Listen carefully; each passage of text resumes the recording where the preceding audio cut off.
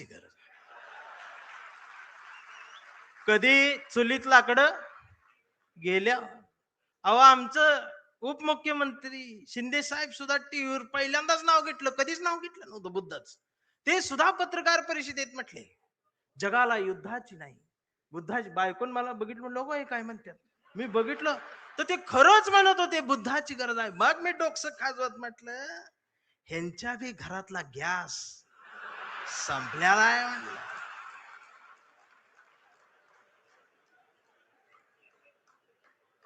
साधना आहे.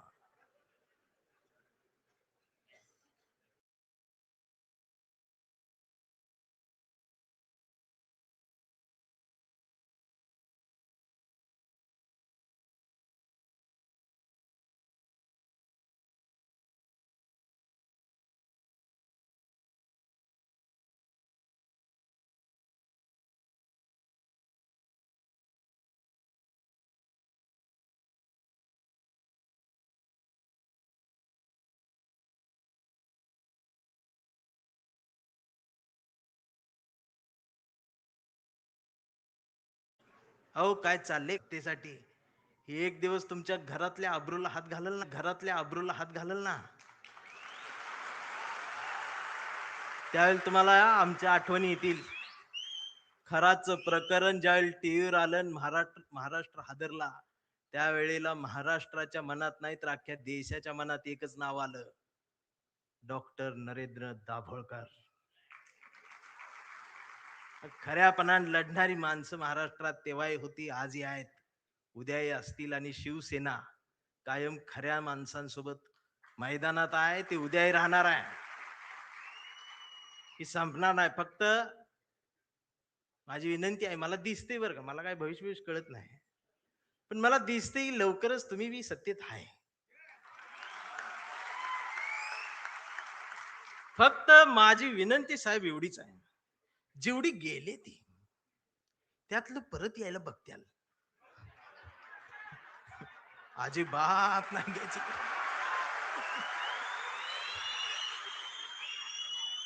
पाया पडतेली येऊन त्यांचं दुःख आहे हो, त्यांना तुम्ही शिव्या देऊ नका, मला माहित आहे. दररोज उद्घाटन करतात, दररोज सत्कार करतात, पण घरी गेल्यावर दार लावून रडतात. हे मग तर मलाच माहित आहे, दार लावून साहेबांचं नाव घेऊन रडतात. मी म्हणते त्यांना, मी येऊ खांदा द्यायला नको. मी काय भीत नाही, सत्तेला भीत नाही, पण मी एवढा आहे, मी माझी कविता घेऊन आलोय.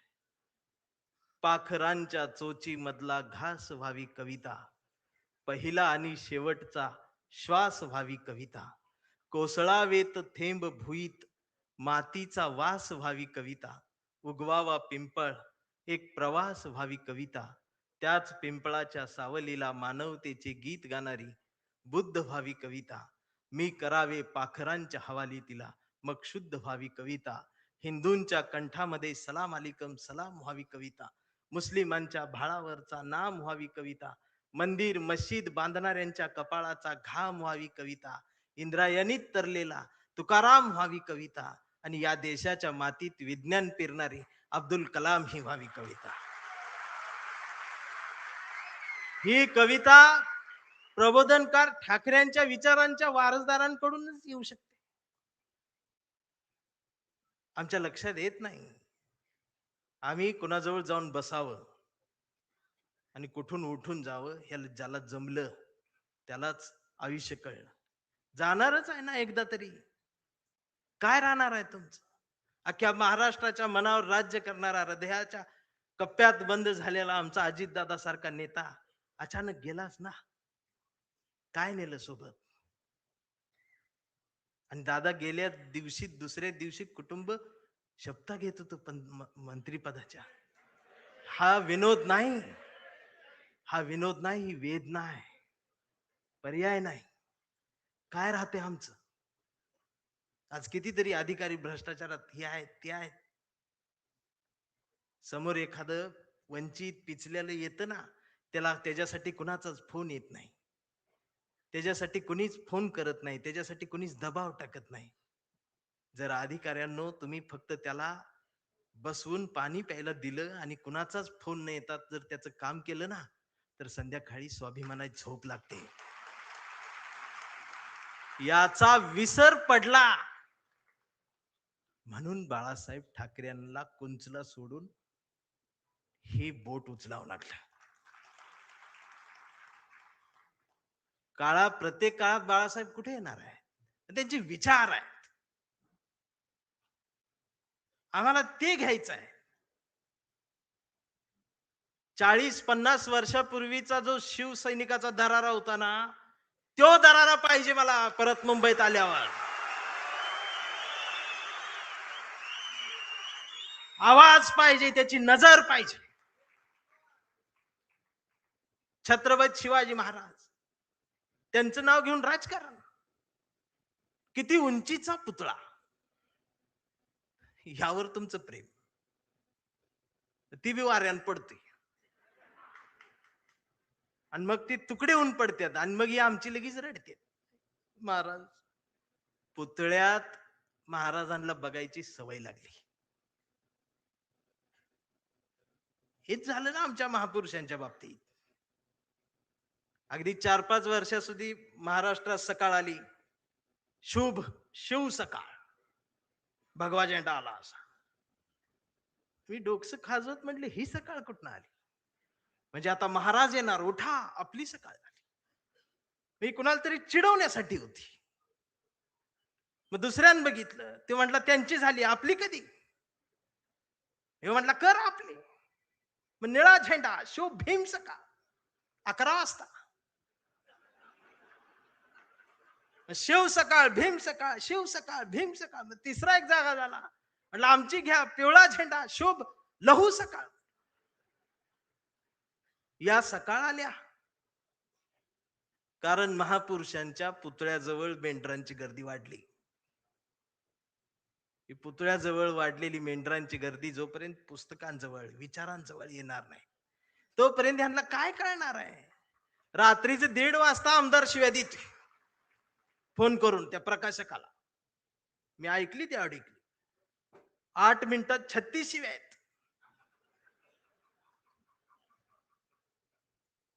स्ट्राईक रेट काढला तर 400च आहे.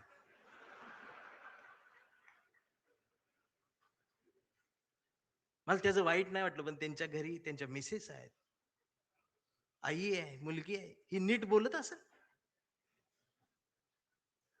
आणि बाळासाहेब असते तर मातोश्रीवर बोलवून 400च्या स्ट्राईक रेट ना बाळासाहेब नसले काय झालं? तुमच्या मनगटात तो विचार आहे ना, तो स्वाभिमान जिवंतच ठेवा. एक गरज आहे. आणि खरं सांगू आदित्य दादा, गावगाड्यावर, शहराच्या चौकात, झोपड्यांमध्ये एक हुंदका आहे, एक हंबरडा आहे, जो राम कृष्ण हरी माऊली म्हणत एखाद्या नव्या ठाकरेची वाट बघत बसलाय.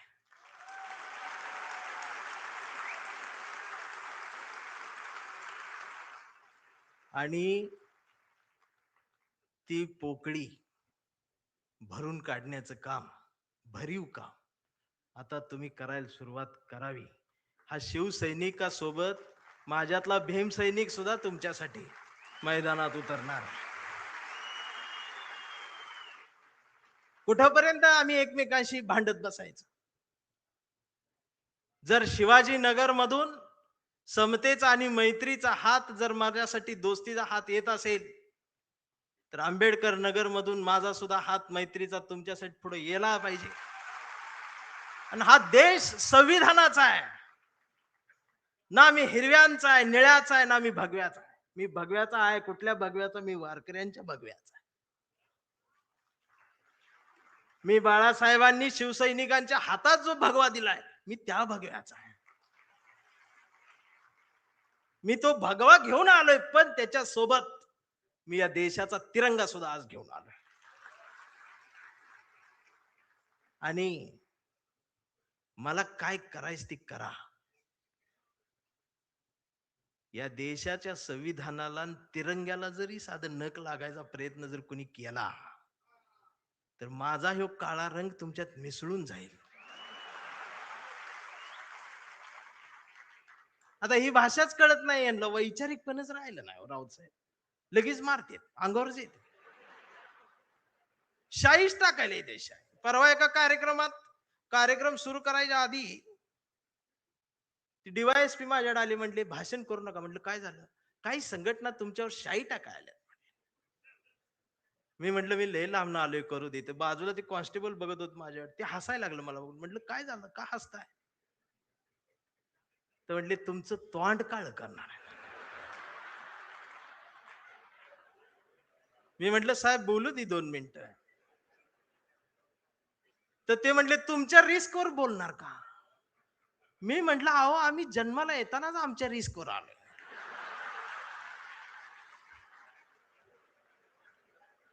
मी भाषणाची सुरुवात केली आणि म्हटलं जे कोणी शाई टाका आलेत त्यांना विनंती एवढी आहे, म्हटलं तुम्ही चुना आणा. अजून काय काळ करणार? हे जी घसरण झाली आमच्या शहाणपणाची, मी या मराठी मातीचा सांगावा घेऊन आलोय तुमच्यासाठी की तुमची गरज महाराष्ट्राला आहे. आणि महाराष्ट्र फक्त तुमचा आहे. मी आता जास्त वेळ घेणार नाही कारण आता डरकाळ्या ऐकायच्या आहेत. मी कविता घेऊन थांबणार आहे, ज्या कवितेसाठी मला साहेबांनी बोलवले. त्या कवितेत तुडवा ऑपरेशन आहे.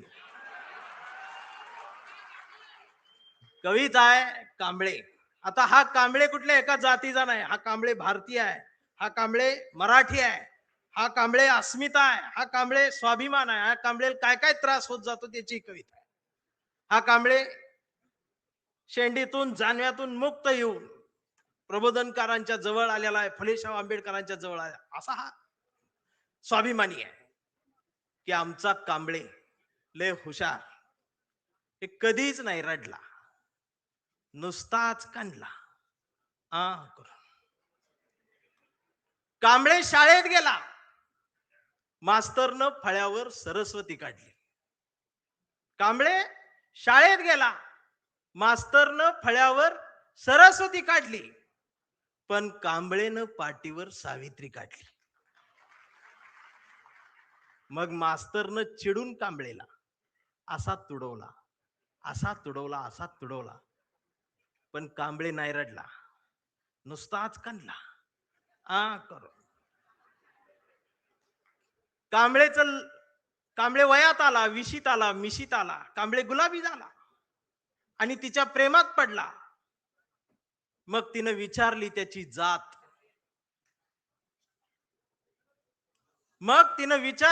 जात, कांबळे म्हणाला वेडे मी माणूस, माणूस माझी जात, प्रेमात कसली आली जात. मग माणूस माझी जात म्हटल्यावर तिनं बरोबर ओळखली जात. मग तिनं बी कांबळेला असा तुडवला, असा तुडवला, पण कांबळे बी हुशार, नाही रडला, नुसताच कांडला. करून कांबळेचं लग्न ठरलं. घरचे म्हणाले मुहूर्त पहा. कांबळे म्हटला पटत नाही, प्रबोधनकार वाचा.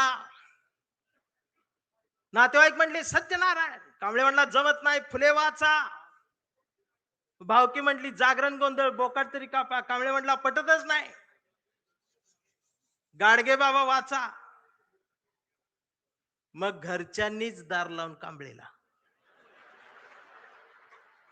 असा तुडवला, असा तुडवला, पण कांबळे बी हुशार, नाही रडला, नुसताच कांडला. इथं कोण शाई वगैरे लावा आले का? चुना ना. मग कांबळे अशा चळवळीत आला. सगळ्या चळवळी अशा गट तट फुटून बिटून गेले. कांबळेला वाईट वाटलं. कांबळे सगळ्यांना वाटला, सगळ्यांनी एकत्रित या, देश समजून घ्या, महाराष्ट्र समजून घ्या. दिवसभर बोंबलत राहिला. मग संध्याकाळी सगळे एकत्रित आले आणि एकत्रित येऊन आपल्याच कांबळेला आपल्याच लोकांनी असाच तुडवला, असाच तुडवला. पण कांबळे बी हुशार, नाही रडला, नुसताच काढला. आणि आता कांबळे शिवसैनिक झाला.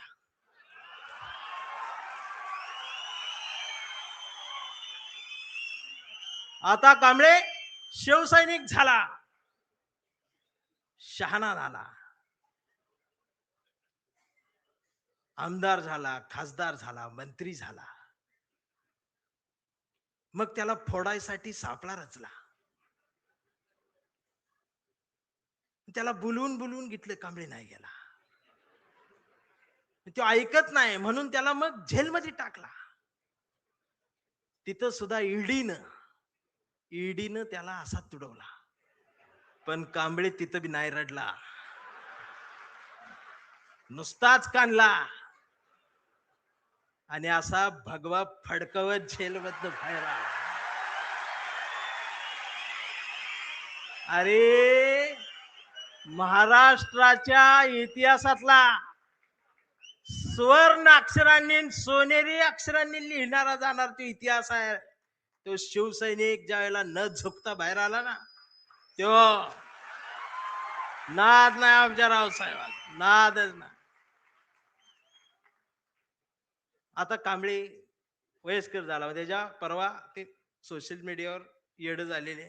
ते सोशल मीडियावर कोण आहे, निसर्ग चित्र येतं, त्याच्यावर लिहिलेलं असतं 70% डोळे बारीक करा.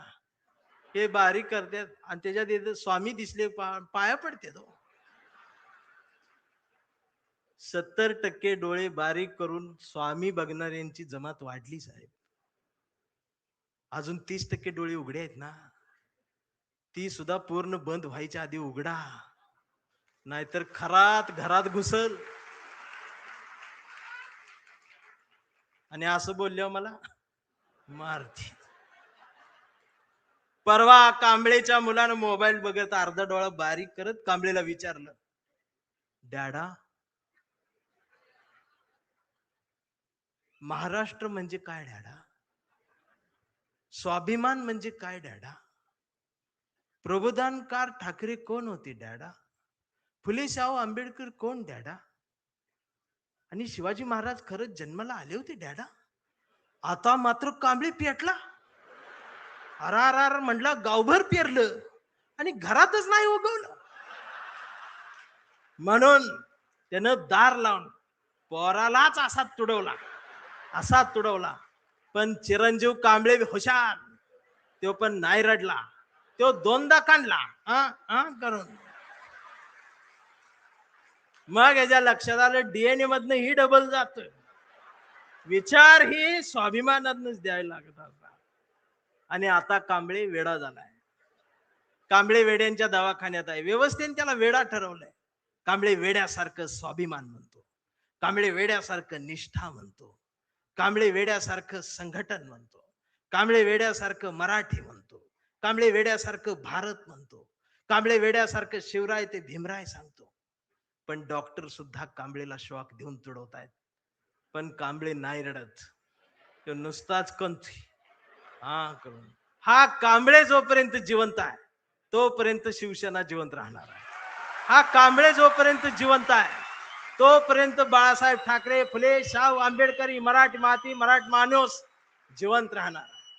एवढाच सांगावा घेऊन आलो होतो. जाग राहावा, दिवसा बी जाग राहावा, रात्री बी जाग राहावा. आणि पुन्हा तो दरारा मला पाहिजे. आणि आदित्य दादा, माझ्या कवठीमंकाळच्या मातीचं तुम्हाला सांगणं आहे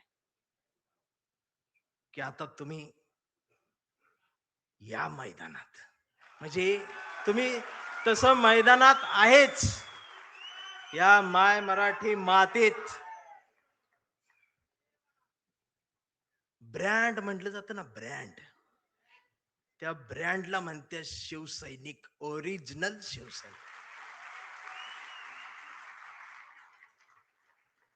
थांबताना एवढंच म्हणेन, आभारांचे भार कशाला, सत्तेचे हार कशाला, मनात एक घरट बांधूया या शिवसेनेचं, या शिवसेनेच्या घरट्याला दार कशाला, झुळझुळत्या या बाळासाहेबांच्या झऱ्याला आपल्याही स्वाभिमानाचं पाणी देत राहूया. मिनमिनत्या या मासाहेबांच्या हृदयाच्या दिव्याला आपल्याही जगण्याचा उजेड देत राहूया. आणि जोपर्यंत ठाकरे घराणं आमच्या मनाला साथ घालत राहील त्याला आयुष्यभर असाच प्रतिसाद देत राहूया.